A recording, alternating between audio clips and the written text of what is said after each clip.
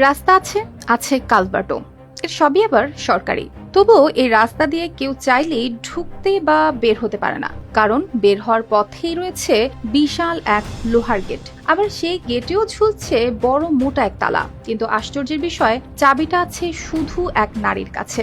সরকারি রাস্তায় এমন গেট, যার ভেতরেই এখন বন্দী হয়ে গেছে ৩০টি পরিবার। অদ্ভুত এই ঘটনাটি ঘটেছে হবিগঞ্জের মাধবপুর উপজেলার আন্দিউরা গ্রামে। গ্রামের এই রাস্তাটাই ছিল সবার একমাত্র চলাচলের পথ। স্কুলে যাওয়া, বাজার, চিকিৎসা সবই চলে এই রাস্তা দিয়েই। কিন্তু হঠাৎ একদিন রিনা বেগম নিজের ইচ্ছায় গেট দিয়ে বন্ধ করে দিলেন রাস্তাটা। বললেন এখন থেকে এই পথ দিয়ে যেতে হলে লাগবে তার অনুমতি। আমরা এখানে প্রায় ৩০টা পরিবার আছি। ৩০টা পরিবারে অনেকগুলা লোক স্কুলে কলেজে যাইতে পারে না, পোলাপান। রাস্তা উনি গেট তালা বন্ধ করে রাখছে। অনেক সময় দেখা যায় তালা দিয়ে রাখে, অনেক সময় খুলে রাখে। উনি ওনার স্বাধীন মতো এটা করতেছে। এরপর থেকে শুরু হলো মানুষের দুর্ভোগ। শিশুরা স্কুলে যেতে পারছে না, বয়স্করা বাজারে বা আত্মীয়ের বাড়ি যেতে পারছে না, কেউ অসুস্থ হলে অ্যাম্বুলেন্স পর্যন্ত ভেতরে ঢুকতে পারে না। গ্রামটা যেন পরিণত হয়েছে ছোট্ট এক কারাগারে। অনেকবার যাওয়ার পরে উনি এটার কোনো সুরাহা করতে পারেন নাই।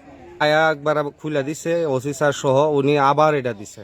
এখন উনি বলে যে এটা নাকি ইউনুস স্যারে বইলা উনি দিয়া রাখছে। এখানে আমরা এই মানুষগুলা ভুক্তভোগী, রাস্তা নিয়ে সেটা চলাফেরা করতে পারি না, পোলাপান স্কুলে যেতে পারে না, অনেক সমস্যার মধ্যে আছে। এ নিয়ে উনি আমারে অনেক মিথ্যা মামলা দিছে। বিভিন্ন সন্ত্রাসী দ্বারা আমারে বিভিন্ন ধরনের লাঞ্ছিত করছে এবং আমার ছোট বাচ্চারাও এরকম মারধর করছে। স্থানীয়রা বলছেন, রিনা বেগম ফ্যাশন ব্যবসার আড়ালে এলাকায় চালান নানা অনৈতিক কাজ।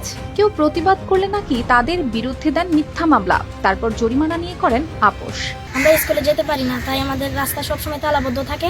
আমরা অনেক সময় সাইডে যেতে চাই, কিন্তু এখানে কাটা দিয়ে বন্ধ করে রাখে। আমাদের এই রাস্তাটা খোলা দেওয়া উচিত, কারণ আমার সাথে অনেক মানুষ আছে যারা আমাদের বাড়ির, তারা স্কুলে চলাচল করতে পারে না। তাদেরও কষ্ট, আমার কষ্ট। কিন্তু প্রশাসনের পক্ষ থেকে এখন পর্যন্ত নেওয়া হয়নি কোনো ব্যবস্থা। ফলে সবার মনেই জমে আছে ক্ষোভ। মানুষ ভালো না, তখন টেনু স্যার যখন সরাসরি আসছে, আমি কতটুকু মানুষ ভালো আর কতটুকু ভদ্র ওসি স্যার আইছে, এটা তো বিষয়টা সমাধান হয়েছে কিভাবে একটু বলে। স্যার যখন খুলছে, এই যে দেখেন না, খোলা হয়েছিল, অনুমোচন করা হয়েছিল, তখন আমার সে আবারও কইছে এখানটা যাইতে পারো, কিন্তু তারা আঘাত করে তুমি যাইতে পারতো না। সে রাস্তা বানাচ্ছে, সে তো পায়ে হাঁটে যাবার কথা না, করতেছে না। এখন তারা এইভাবে যখন আঘাত করতেছ, সে তো দিবে না। একজন আঘাত করলে এইভাবে দিবে।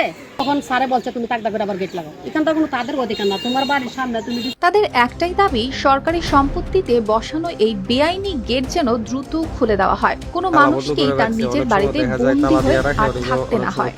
উনি ওনার স্বাধীন মতো এটা